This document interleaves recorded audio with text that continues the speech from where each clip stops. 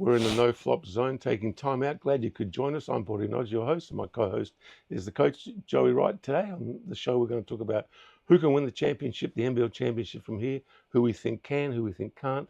We're going to have part 2 of Joey's review of the NBL coaches. We're going to talk some NBA because some interesting things have happened in the NBA of late. Just a few. And then we've got our game of the week. But, of course, all this is coming to you courtesy of 1946 Distilling, our favourite sponsor.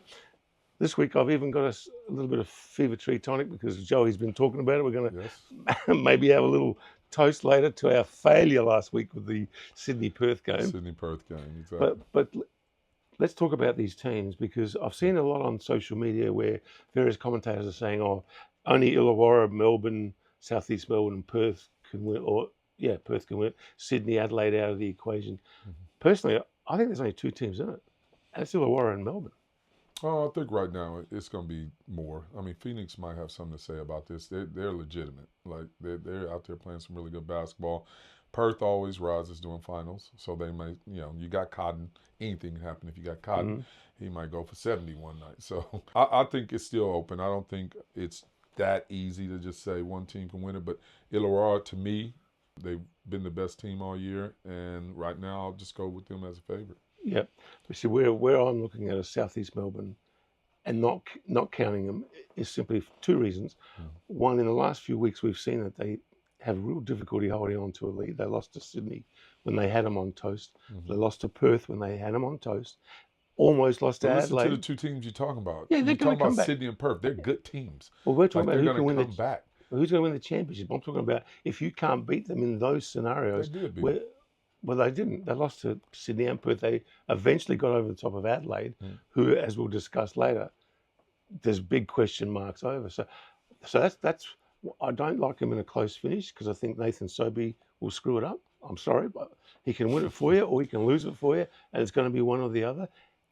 If Derek Walton comes back and can settle back in, and he's supposed to be, then I'll put him back in. Then I'll put him back in the equation. But without Derek Walton, even though I love Owen Foxwell and Ben Eyre and Angus Glover, what these guys are bringing, I can't see it. Well, they're not Derek Walton. I mean, they're not Derek Walton Jr. Like, he's won a championship in this league. He's been a champion in other leagues. So he's not. They're not him. But they are playing some good basketball, and it is a rumor that he's supposed to be back.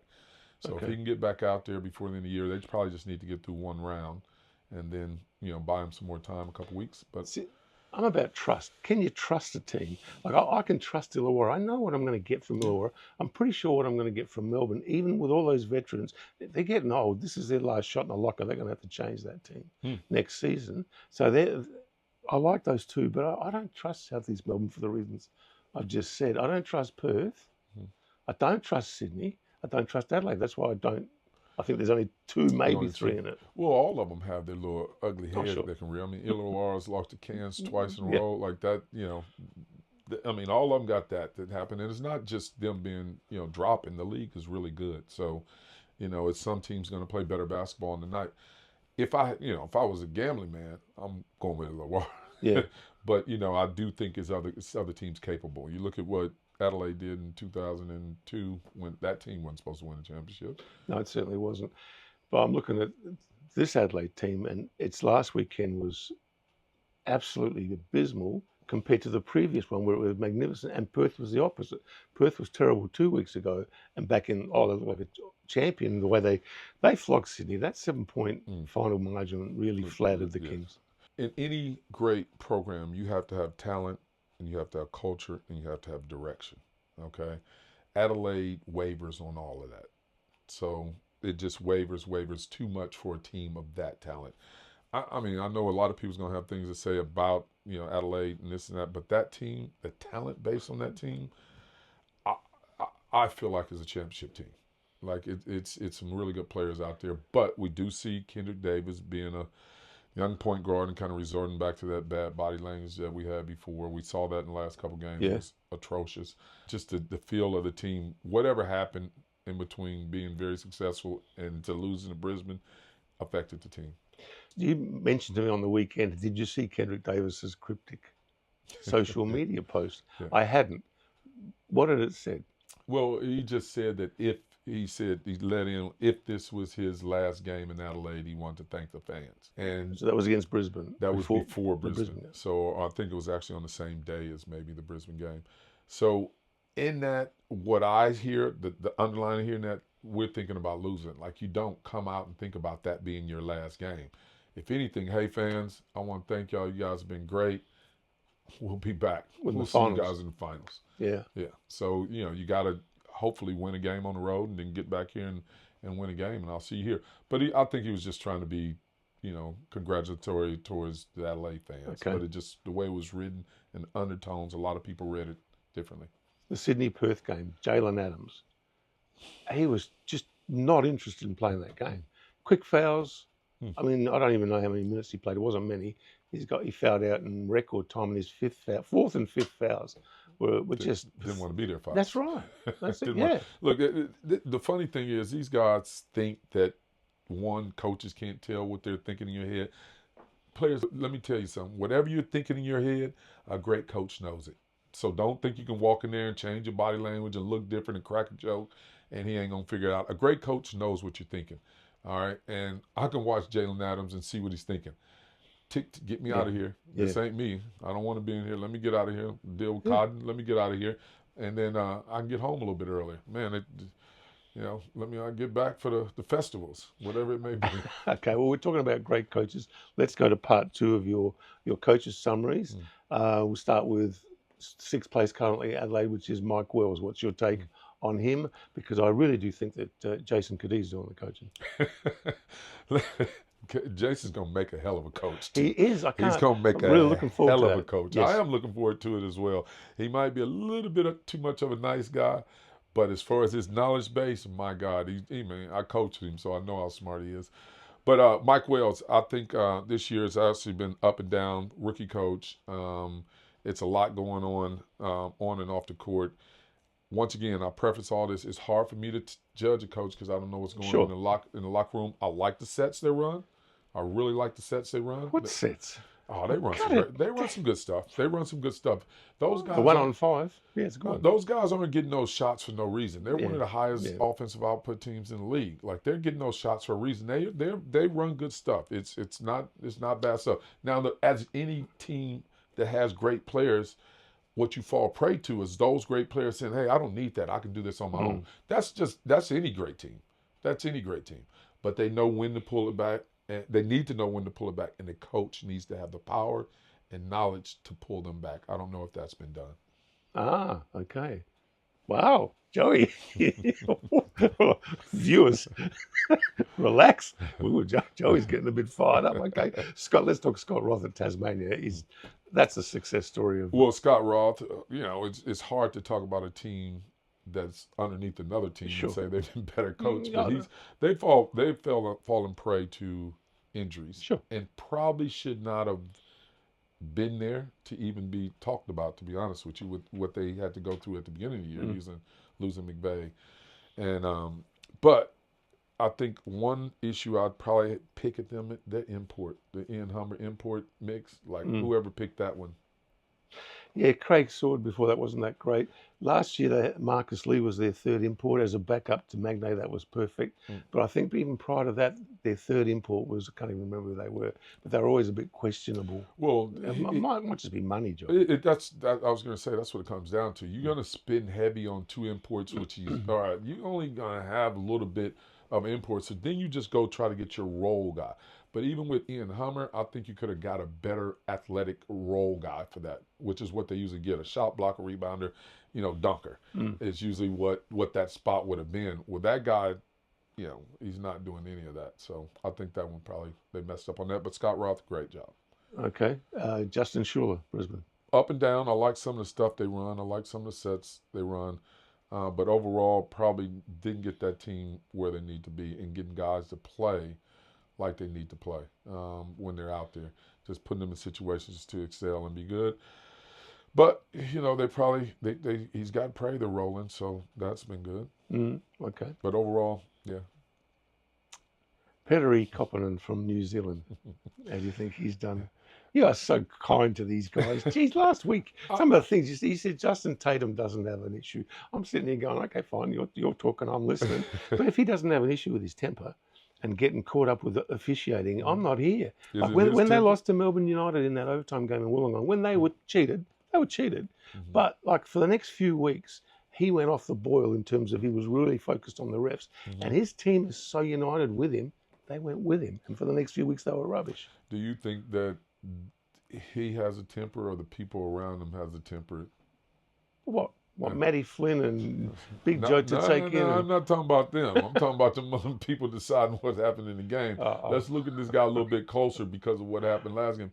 He has every reason to be upset. I'm not disputing that. Okay, so you I don't think that's if he has a reason to be upset, then he's going to be upset. Any other coach in the world would have been upset over what he was upset at.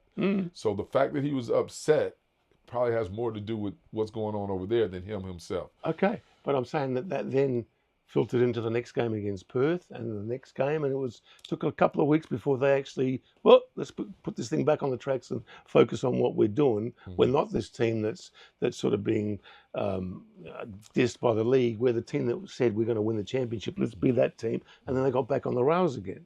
Yeah, I don't. Once again, I think that's more environment related than it is the actual Illawarra Hawks. If you put in a blender, you're gonna feel a little bit beat up. Yeah, okay. That's just human nature. And you said John really runs good sets, and I'm watching Bryce Cotton running around like a maniac trying to get a shot. Nothing being run for no screen. It's a lot of idiosyncrasies that they're running out there that you don't see. It's a lot of little wrinkles and things that they're doing. Idiosyncrasies. Yeah, no. This is the thing, and I always say this. If from the sideline we can see what they're doing, they're not a good coach. But the people from the sideline judge coaches on their ability to see what's going on. That's every time people used to coach for years in this league and they're they don't run anything. They don't run anything. We lead the league in scoring every year. We're running something right. Yeah. And it to the general public, they couldn't see our sets. They're too advanced for you to see them. They're running some good stuff out there. There's a lot of stuff Cotton will do is look like he's running around trying to get the ball. He's just setting you up for the next cut. And they'll do that. They'll run him off a wide dribble handoff and go, oh, look, they pushed him off. Look, he couldn't get it. That's a bad set. They pushed him off. Cotton will run off of it, stand, and boom, come back off downhill straight to the hoop. That was all planned. But to the fans, that looked like a busted play. Yeah. Guys bringing the ball down and just jacking the shot up. That's a real good set, that one. That one is in every league, on every team, everywhere in the world. All right. The most ridiculous shots taken. Let's get back. We can't even judge the coaches on shot selection because the players, they shoot the most ridiculous shots ever. Nathan Sobey, did you say? All right, let's move on from Justin Schueller, who you were, again, very kind to, because his subbing is absurd. Okay, and that is a weakness, and the fact you haven't touched on that means you love coaches. That's it. No, I just think I know how hard the job is. The job is a lot harder than sitting there saying, "Oh, you should have subbed this guy in." It's way harder than that. Okay. So it's very hard for me to be critical. Petteri Koponen from New Zealand. Yeah, I've watched him, and I know the players love. I mean, I love that the commentators love to give him a pat on the back, and he looked like he's running some good stuff out there. But they've also had some issues, and they had some issues with getting the import thing right.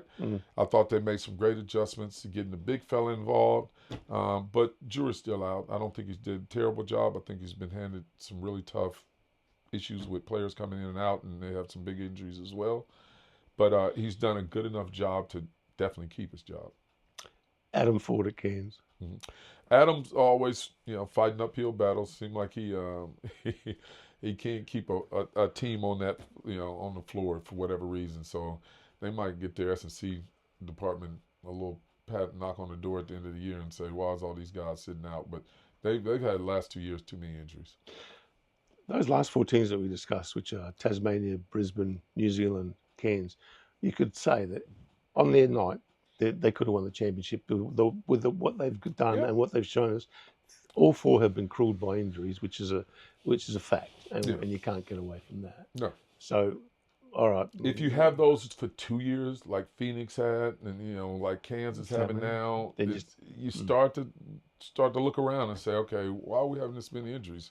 Even before I came to Adelaide, like every year it was like you guys were ACL and What do capital you mean, here. you guys? I've had a knee replacement. I'm good. I'm fine. You were all in there. You're not now, but you were all in there. Let's go to some viewer requests. Once again, well, we've got a really good one from Ballerholic 118. Thank you for taking the trouble to write this in. This is quite a long one. He's got quite a few questions, but I liked all of them. Here's the first one. When it comes to imports, why does the NBL target Americans only? Could they target top EuroLeague guys, or is it just a money thing? Money thing. No way you can get a top EuroLeague guy to come here and play here for the money that we're offering versus them leaving, big money environment away from family. It'd be stupid too. Although we have had one, from Lithuania, Rimas Kurtinaitis, who played for Townsville Suns. Yep. Got them, their first road victory was in Adelaide against the 36ers. The club, that's how young the franchise was. That was their first road. The fact that you probably the only person to know who that is I don't know if we got the best European player. He was coming down at that point. Yeah, he was at the tail, Yeah. but he still got invited to an NBA 3-point shootout and at the All-Star game, and he was part of that Soviet team in '88. Yeah.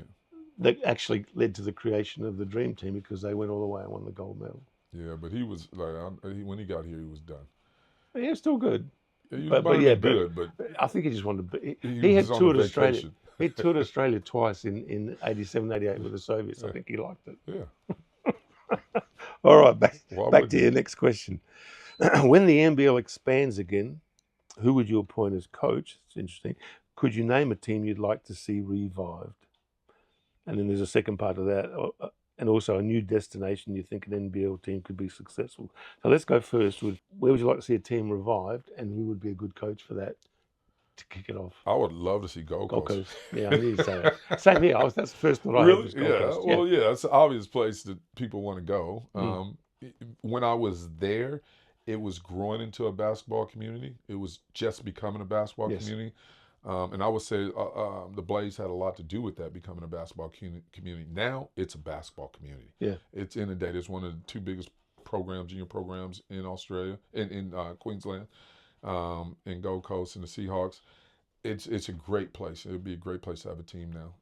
So if that was where the next franchise was, who would be a good initial coach for him to launch him? If I'm a GM right now, and especially in Queensland, I'm hiring Joel Kalu, the assistant coach from Illawarra. Right. I think he's exceptional.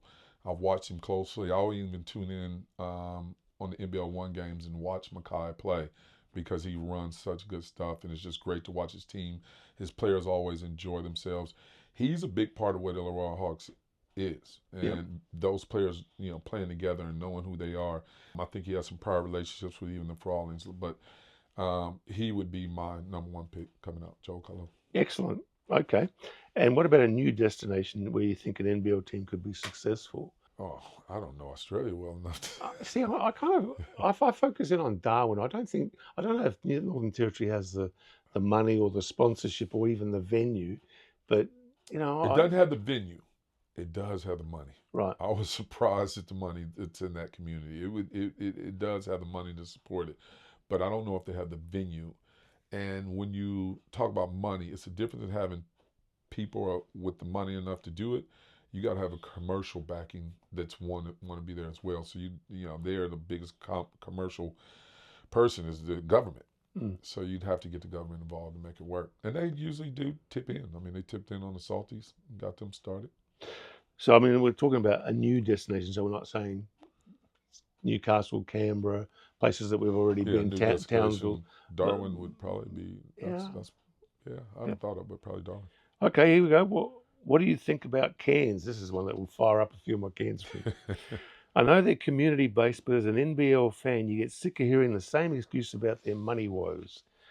I get they're restricted, but that isn't the other team's problem.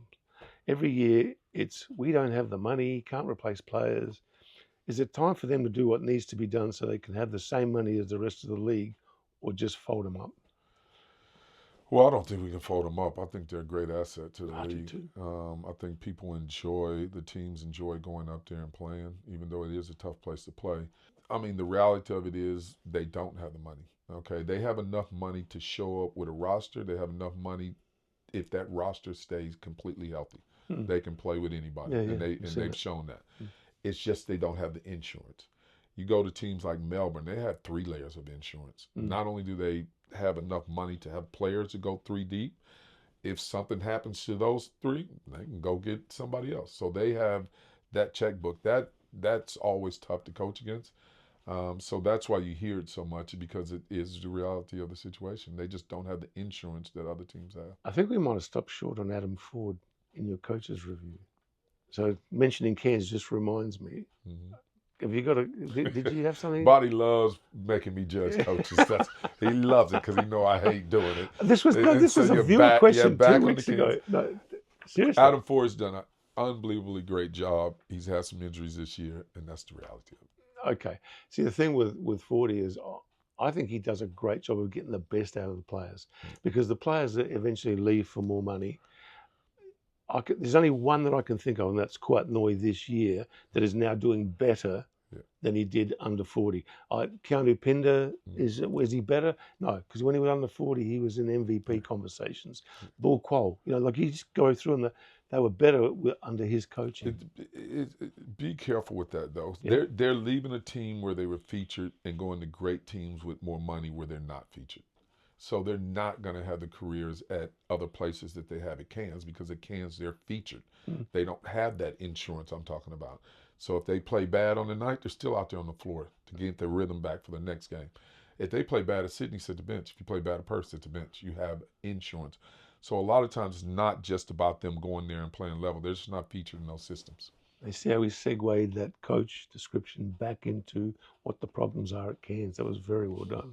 Extremely well done. Let's move on. Let's move on. To NBA.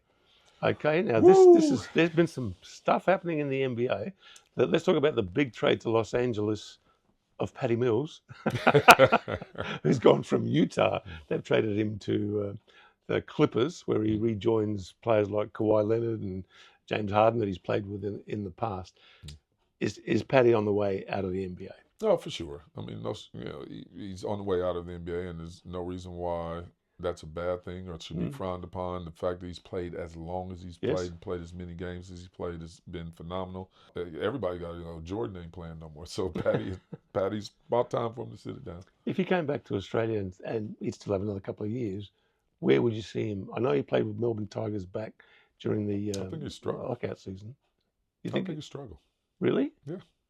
Okay. I think he struggled. It'd be hard mentally to come back here, play in a lower league, and have to play harder. Because he's going to have to play harder if he come here. We're double teaming, trapping him. And he's going to play minutes. He's going to require to, make shots and knock stuff down. I think it'll be tougher for him. All right, let's talk about the real big one at LA. The one that I don't think anybody saw coming. Luka Doncic traded from the. No, I don't think he did. He was walking down 77 Sunset Strip when it happened, and you got Anthony Davis goes to Dallas. Now, there's been just such a reaction to this. What's your take? I mean, it's a big reaction to me too, or for me as well. One, let's talk about the Anthony Davis side of it. Okay, obviously the Lakers are fed up with that. Okay, the glass man, he can't stay healthy for any reason. And so them getting him out of there, that's a no-brainer. I mean, someone that wants to take that salary, take that issue out of there, that's one thing. To me, that's the hardest part about the trade is who wants that for me. Obviously, Lakers want Luka. Luka leaving, I would say it's got to be something internal. Yeah. It's something else that's going there, and this is all speculation, but Luka having a problem with alcohol and drinking and maybe broke some rules that they said, don't break these rules anymore. And he did it anyway. Yeah. Or he is an unrestricted free agent after next year. But he seemed to love the franchise. So even if he was an unrestricted free agent, you would think that he would have stayed and signed a Supermax. But maybe that was it. He said, hey, I'm out of here after next year. And they said, we got to get something for him. So those are the two things I'm hearing. But I can guarantee you it's more than just we thought it's a good deal. We can get Anthony Davis. I don't think it's that. No, I agree about the part that he looked like he really fit in at Dallas. It was almost like Dirk Nowitzki as their great European player, sort of handed the baton on to him as their next great European player, and he was going to do the next 10 years. Yeah. So that's the part that surprised me. The stuff we don't know that goes on behind closed doors, well, we can't know, we can only speculate, but obviously there has to be more to it because I can play a little bit. Yeah, there's definitely more to it. You don't trade a guy away like that that's 25 years old that could play for another 7 years. Now, I will say this. I don't think he can play another 7 years on the course he's on. Right. I think there's going to have to be some revelations.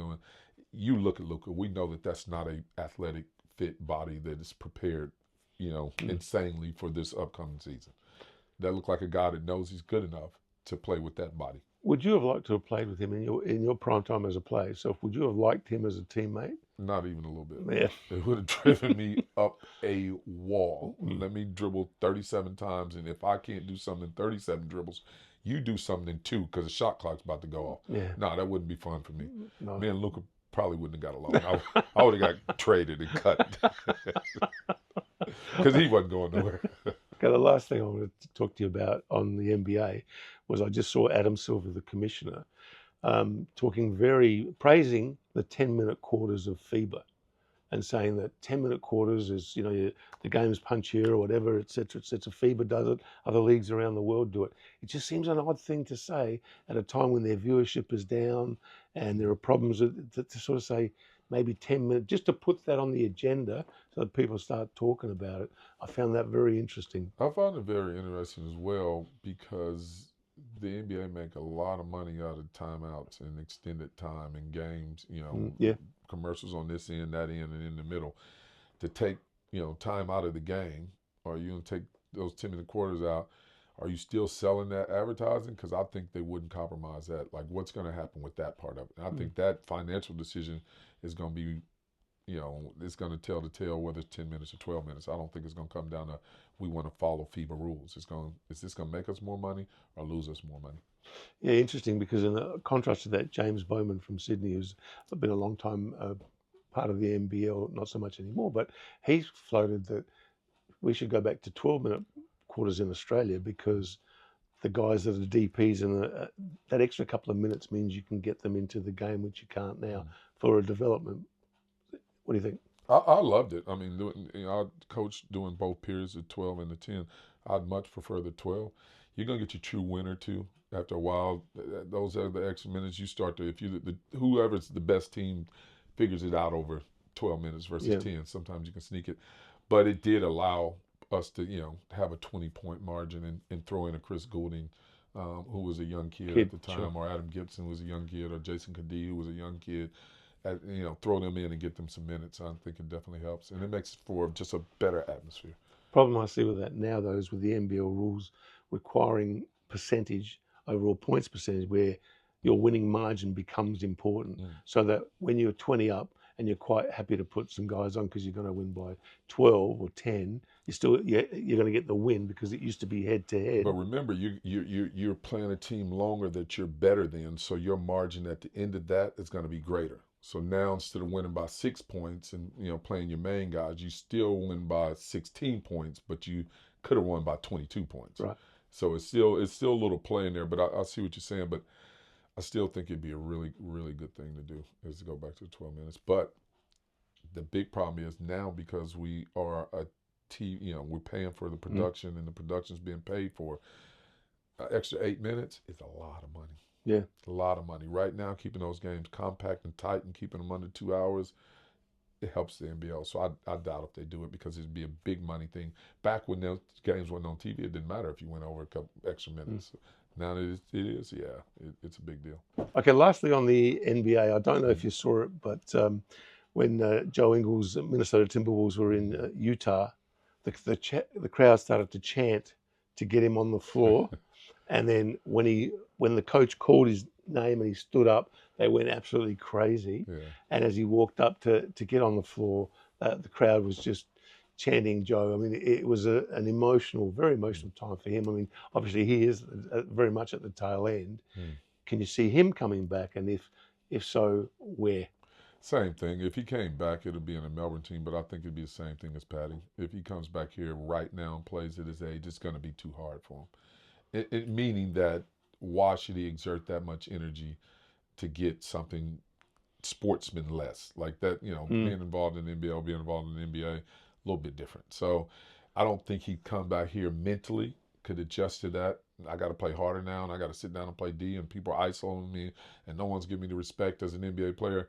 That's a lot for guys to deal with. I've never seen really good, the older NBA guys that come out here, they haven't done well either. That was a hot take. We've got some hot chilies here. I think you're going to talk about it because Now, 1946 Distilling is our sponsor. Yeah.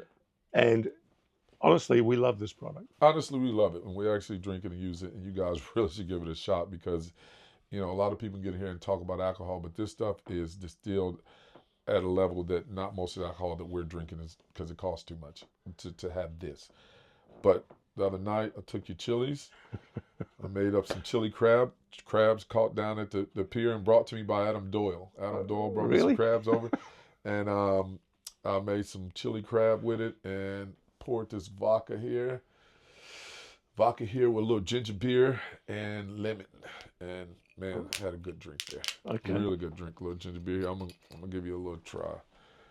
Well, it's among a number of products that you can get from 1946 Distilling. That vodka in, Yep. And I'm always talking about the Fever Tree Tonic, which is not a sponsor, but if you guys want to, let us know. It's just a great product to mix with this, just to give it a little bit kick, a little bit go. Not too much. Okay, you can get so many other things. You can get Cipro, a traditional. You can get them with all kinds of other things. Liquid Gold. That's our favourite, that one there. Well, it's my favourite anyway. Lemongrass and Juniper Gin. My goodness. Elderflower and Chamomile Gin. Blood Orange and Pomegranate Gin. London Dry Style Gin. Shades of Purple Gin. Yeah. This is just some of the stuff you can get from 1946 Distilling. We shouldn't be rewarding ourselves because, as I said, we got Sydney Perth wrong last week. Sydney Perth wrong. But we'll be back in a minute to talk about the game of the week for the last round of the regular season.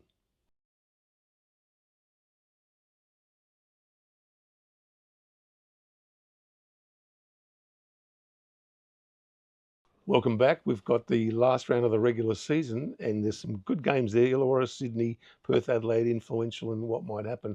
But the game we've chosen as our game of the week is the very last game of the regular season. It's the throwdown between Melbourne and South East Melbourne, which has final position implications. Yeah. Who are you taking? I'm going to like Melbourne in that situation. Is that who you were choosing? Yeah, I'm going with it. Because of what I said earlier, I trust what I'm going to get from Melbourne. Yeah. I love what I get from Phoenix when they're going great. Yes, it looks good. But in fact, I prefer what I see from Phoenix when they're going. What do you think? You giving Sobes a hard time? He hit a big shot. Hit a big shot the other night to win that game. Okay, and against Perth, Bryce hits a big three. He takes the ball the length of the floor, drives in the key, tries to take a mid-range stupid shot that gets the bejesus knocked out of it. They pass it down. Bryce hits another three. Ball game. Yes, but you're so anecdotal. Like you go to one situation. I just look at the overall picture. If Sobes doesn't score the 25 points, they only have. He don't have a chance to screw it up. Hang on a second. He hits a big three late in the game against Adelaide, but he also missed a big three late in the game. And Owen Foxwell, smallest guy on the court at that time, flies in and gets the best offensive rebound of the game and saves them. Yeah, so that would have been another one where Adelaide goes down the floor. We might have a different result. So again, it's a juggle with Nathan. It is. It is. It's risk versus reward. Yeah. All right. It's high reward and it's high risk. I mean, you would love to have high reward with low risk. I mean, that's what all coaches are searching for. But I would rather have high reward with high risk than no reward and no risk. That's just me. I'm sorry. I want somebody doing something. Be the reason why, one way or the other. Yeah, that's what great players are. The reason why. That's not why I'm laughing, Joey. You laugh at this hat. Cheers. See you next week. Seen a guy from Gary in this hat before.